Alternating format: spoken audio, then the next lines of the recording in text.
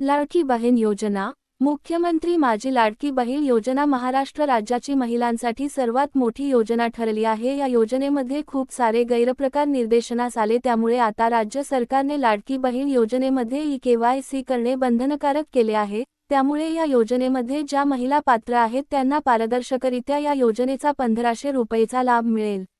लाडकी बहीण योजनांमध्ये केवायसी करण्यासाठी महिला व बाल विकास मंत्री आणि तटकरे यांनी जी.आर. काढला होता। त्यामध्ये ज्या महिलांची ई-केवायसी पूर्ण होईल त्यांना रीतसर आणि सुलभतेने प्रत्येक महिन्याचा लाभ मिळेल, परंतु काही दिवस सर्व्हर डाऊन असल्यामुळे ती केवायसी करणे अवघड जात होते। परंतु आता ई-केवायसी कशी करायची फक्त 2 मिनिटांमध्ये याबद्दल आपण पूर्णपणे माहिती घेऊया।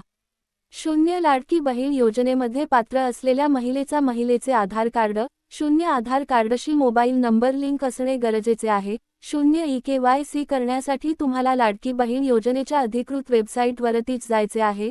0 ई-केवायसी करण्यासाठी तुम्ही लाडकी बहीण योजनेच्या सुरुवातीच्या निकषांमध्ये बसणे गरजेचे आहे। मुख्यमंत्री लाडकी बहीण योजना केवायसी।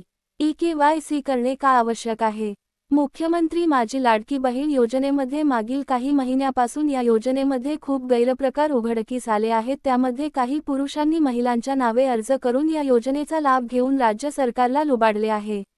महिला व बाल विकास विभागाने असे खूप सारे प्रकार पाहून यामधील जे निकषाच्या आधारे जवळपास लाखो महिला ज्या अर्ज या लाडकी बहीण योजनेमधून बाद करण्यात आली आहे, त्यामध्ये ज्या महिलांचे कुटुंबाचे वार्षिक उत्पन्न 2.5 लाखापेक्षा जास्त आहे, ज्या महिलांचे घरी 4 चाकी वाहने आहे किंवा ज्या महिलांचे वय 21 ते 65 वर्षाच्या दरम्यान नाहीये, अशा निकषाच्या आधारे 26,34,000 महिलांचे अर्ज या योजनेतून वगळण्यात आले आहेत आणि या सर्व महिला लाडकी बहीण योजनेतून बाद झाल्या आहेत। त्यामुळे या योजनेमध्ये पारदर्शकपणा यावा आणि ज्या गरजू आणि खरोखरच पात्र असलेल्या महिलांनाच व्यवस्थितपणे प्रत्येकी महिना लाभ मिळावा यासाठी ई-केवायसी करणे आता बंधनकारक केले आहे।